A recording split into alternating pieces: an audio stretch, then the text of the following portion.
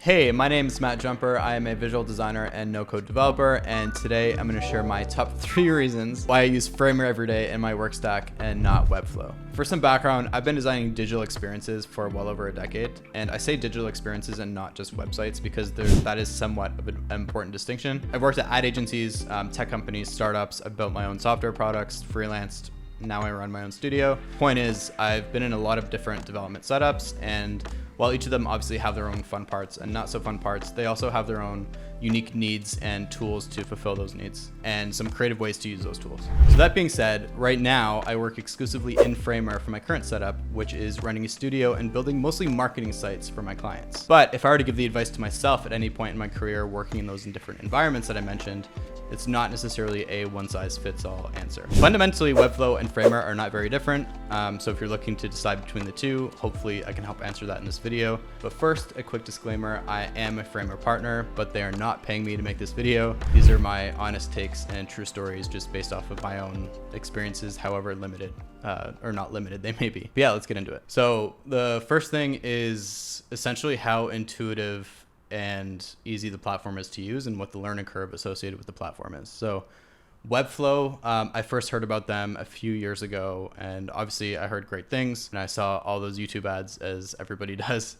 And I remember I opened the browser. I was like super excited to get started. It seemed a bit too good to be true at the time, especially a few years ago when there wasn't really anything else like it.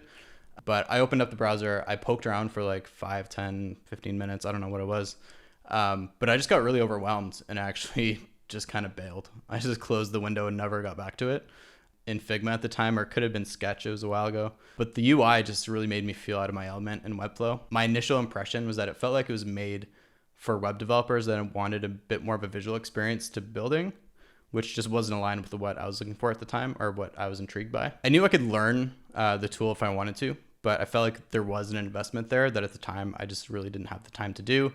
And as well, I didn't fully understand the value of Webflow and the potential that it could bring to the table. But fast forward a few years later to today, and while I'm definitely more aware of the value that Webflow can bring, I still stand by my statement of just being overwhelmed by the UI. And I think I actually saw something online that they're working on that. So they are aware of it too. My first experience with Framer was very different. It was around last June that I saw the announcement that they had evolved their product into a full-on web development tool. So I had to check it out, not with crazy high expectations, but definitely down to look into it. So I did, and when I opened it, it was a pretty incredible moment. It felt like it's all I ever really wanted since I started making websites and like what I had hoped that Webflow would be when I opened it, or at least the potential of it. So I just kind of dove in. Like it felt so intuitive. I just started building stuff and figuring out how it worked without even really watching any tutorials, like to start. And the UI just felt so familiar. Like if Figma had become its fullest realization of itself, which config is a couple weeks away at the time of filming this. So we'll see what happens there. There's some rumors there. Anyways, don't get me wrong. There's still a learning curve to Framer, just definitely not to the level of Webflow.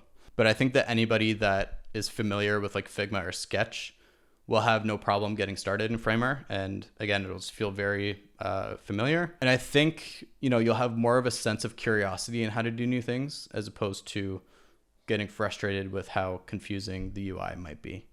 At least that was my experience with it. So if I could sum up the two products themselves into one sentence, it would be that Webflow feels like a visual tool for web developers, whereas Framer feels like a web tool for visual designers. So second bucket is speed and efficiency.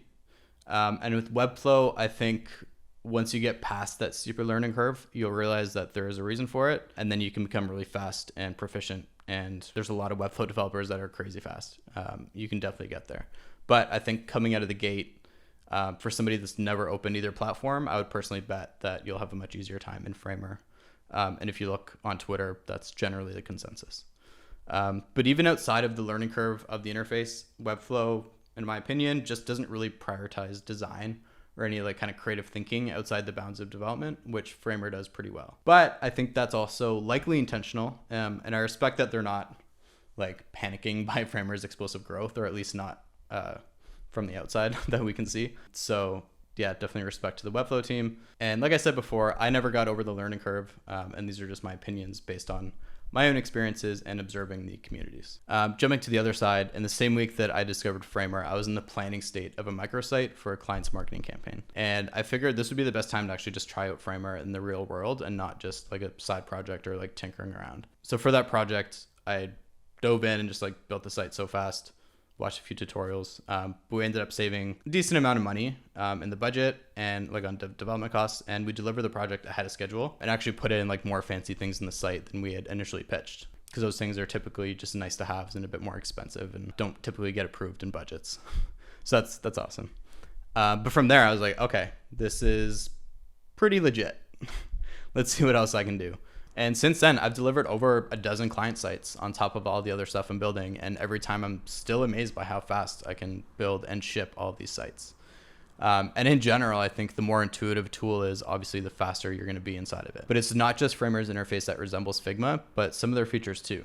So the amount of stuff you can actually design and build inside of Framer itself is pretty crazy. There is a great Figma to Framer plugin, which is a huge time saver. There is a plugin for Figma and Webflow. I haven't used it, but I'd imagine just because of how closely the interfaces are, you'll probably have an easier time going back and forth between Figma and Framer than Figma and Webflow. But my workflow now, typically it's like top level designs done in Figma, all the aesthetics, just establishing all the design elements, and then everything else is just done in Framer for the most part. Inside pages, responsive states, interactions, scroll behaviors, everything like that. It'll be done directly inside Framer, sometimes in the canvas feature, which is essentially like if you were to make a frame in Figma and just like freeform everything in there and not be published to the site, or inside the page itself. It's just super easy to work in. So the last category, number 3, capabilities. So when it comes to features, obviously Webflow wins hands down. Webflow has been around much longer and is definitely more robust. So once you get past that learning curve, you're rewarded with the luxuries of a complete set of features that they offer. So I definitely recommend learning investment into Webflow if you dive into the list of features that Webflow has and you decide that those are deal breakers, or you just like don't love the idea of having a ceiling with what you can do inside of Framer. But when I talk about capabilities, I'm not just talking about features. Like I said, personally, I think the power of Webflow is incredible and the features are great. Well, sometimes I do wish for some things to exist in Framer that just aren't there yet, and there is a list of them. There haven't been any like critical features that have prevented me personally from taking on a client site outside of physical e-commerce. So while Framer may feel a bit limited with technical features or things that you might be able to otherwise achieve inside of Webflow, I believe the combination of the first 2 sections, so how easy the platform is and how fast you can get shit done, I think that is basically the perfect formula to actually like empower designers like never before. So what you're capable of doing in Framer extends beyond just the features and the functionality. For example, I could have a nugget of an idea for a section on a website, an animation, a scroll behavior, whatever that is, jump into Framer and literally spit out like 5 to 10 versions of it. From there, I could like perfect it or branch off into another idea if it like sparks something else. Or I could, see what the constraints are and understand them and then explore workarounds, or just like abandon it altogether before I've like committed to this being the thing, which is awesome. And like this could all be done in the same time that you could have basically just like designed this thing statically or like made a Figma prototype or talked with the developer to figure out like in words how to do this thing, which is like just from a visual thinker and like a creative standpoint. For me, I hate talking through ideas without visually having something to support it. So to actually be able to create something while you're thinking about how to do it is really empowering. Before Framer, it would just suck to like commit to an idea and then build it and then realize that you're stuck to it and you hate it or it doesn't work. Or the worst thing that can happen is that like you realize that it's okay and it could have been so much better, but you just like didn't think of what it could have been. And Framer basically empowers you to build that on the go, which is awesome. And if I go back to the term digital experiences that I mentioned earlier and not just websites, think of what this enables designers to do like while working on software, as far as coming up with ideas, selling the ideas to stakeholders, and instead of like passing on a Figma prototype that's like 75% of your idea with a bunch of like documentation of how you think it should behave, you're passing them a working product. That's huge. And keeping in mind, like, Framer started as a prototyping tool, so this is definitely like ingrained in their culture. So being able to keep that use case and evolve into a no-code tool, I think is pretty cool from the value that they're actually bringing to designers, which is awesome. Yeah, and I'm not saying you can't do all this in Webflow. I'm just saying that Framer is made for designers, and you can tell when you use the product. And the Webflow platform never pulled me in to like show me what can be done. But Framer just made everything so easy that I can see all this happening. Anyways, as Framer grows, I'm really excited to see how they prioritize and actually execute on all their new features, and can avoid becoming too bloated, because that's always a challenge when you scale a really good product to start, adding features and making sure that it's still as intuitive as it is in the first version. So far they've been doing a great job and been putting out consistent releases and getting great feedback with each one. So to sum this up, and again, just from my experience, I think while Webflow's got more features and functionalities and they're a lot further along in their journey, I just think that the incredibly intuitive interface from Framer just allows you to build and ship and play faster. And I think that's a big part of it, is the playing part. And yeah, it actually kind of allows you to harness creativity, which maybe Webflow can get you, but I haven't personally experienced that. But if you're a designer and you're looking for a no-code tool platform to build some new sites on, if you're walking down the street and you were to ask me, I'd say yes, go learn Framer. But I think the first thing you should do is actually establish what your goals are. If you want to learn one of these tools to build sites for clients and make a lot of money, understand where the gaps are or where your ideal client is as far as what they need. What does their average site look like? Is it e-commerce? Does it need to be this large site that requires the features that only Webflow has?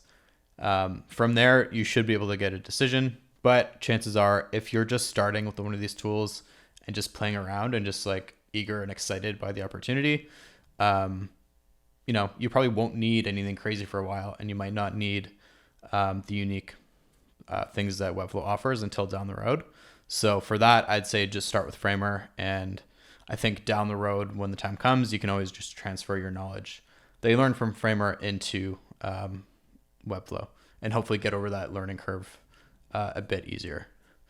And I think with Framer, I think you're just going to find those small wins faster, and that will likely just carry some momentum like forward into your no-code journey.